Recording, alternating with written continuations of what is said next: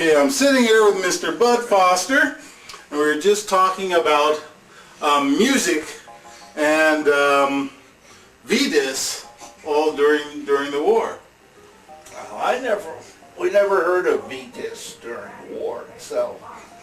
Actually, I never heard of them until you introduced me to them here a few months back.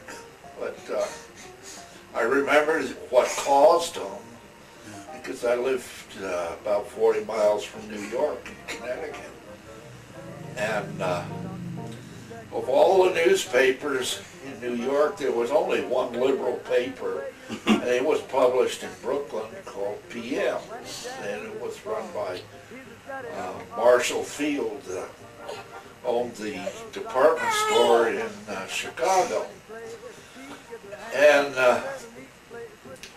I think he probably had a running feud with the Chicago Tribune. Yeah. Because his politics were so different than McCormick's. And, but anyway, they ran an article, James Petrillo, who was president of ASCAP, or I can't tell you what the name is now, but it was the Musicians or Entertainers Union. Yeah. And he wanted his people were not being paid royalties the way they were supposed to have been paid. And a lot of these artists were, orchestras like Betty Goodman, Artie Shaw, they all belonged to ASCAP and make the recordings well. Yeah. They didn't want to pay them the royalties. So this was a lot of money, even in those days. It involved a lot of money. Yeah. So the record companies, they complained that the boys overseas were suffering because the union would not allow them to make new records. Huh. Well, that was only part of the story. I mean, the fact was they were cheating and they'd been caught. And this guy had guts enough to challenge them. Yeah. And he did.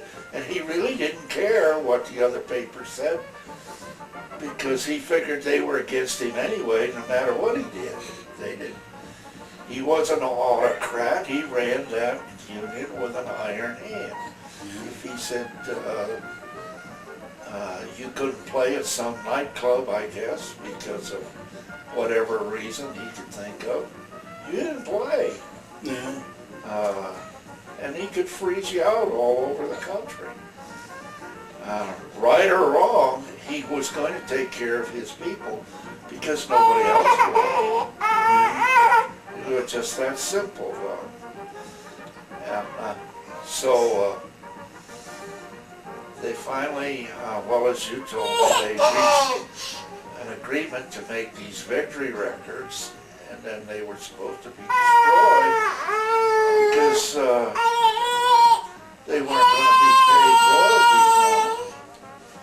All right. Now, if you're a writer or a musician like that, that's where your income is from. Yes. And it was, being in the service, one of the oddities was, particularly in the Pacific on the ship I was on, the Gosper. You're on the Gossamer? Gosper. The Gosper. Yeah. It was listed as an APA, but actually all we were was an armed hospital ship. They sent casualties from the picket ships around Okinawa to us there in this group of islands called Paramaretto. Mm-hmm. And I don't know how many, I guess we had 50 doctors on there. It was kind of a seagoing mash outfit, was really what it was, really what we were. Yeah. And so given the choice of listening to Armed Forces Radio or Tokyo Rose, Yeah. we felt Tokyo Rose had played better music. We really didn't pay too much attention to the propaganda. liked her selection. And when you stop and think about it, now, general people that, well, they were young kids for the most part. I mean, we were in our 20s, Yeah. and we weren't much for listening to the opera on Armed Forces Radio. Cause what years were you there? Were you over there? 1940, 45. In 45? And I think this went on even before then. Uh-huh. But given your choice of listening to Boogie Woogie or Benny Goodman Yeah. or the opera, Yeah. most of us are going to choose the Boogie Woogie, which is what, as well as the ballads and stuff. Given our choice of that or the opera. Now there were some guys that preferred the opera. Yeah. Well, they'd probably been brought up with it. Yeah. But most of us weren't. We took, well, what was that radio program? Benny Goodman played on it. And the CBS concert came on fairly late at night. It was the NBC show? The NBC... Well, it was one of them. Either NBC or CBS had this big, and Goodman used to play. Mm-hmm. I had read something about that. And he was the one that they went on a tour across country and couldn't draw flies. Mm-hmm. Until he got to California and he wondered what in the world was so different. Because the young kids in Chicago, Denver, people, they didn't seem to be too much interested in.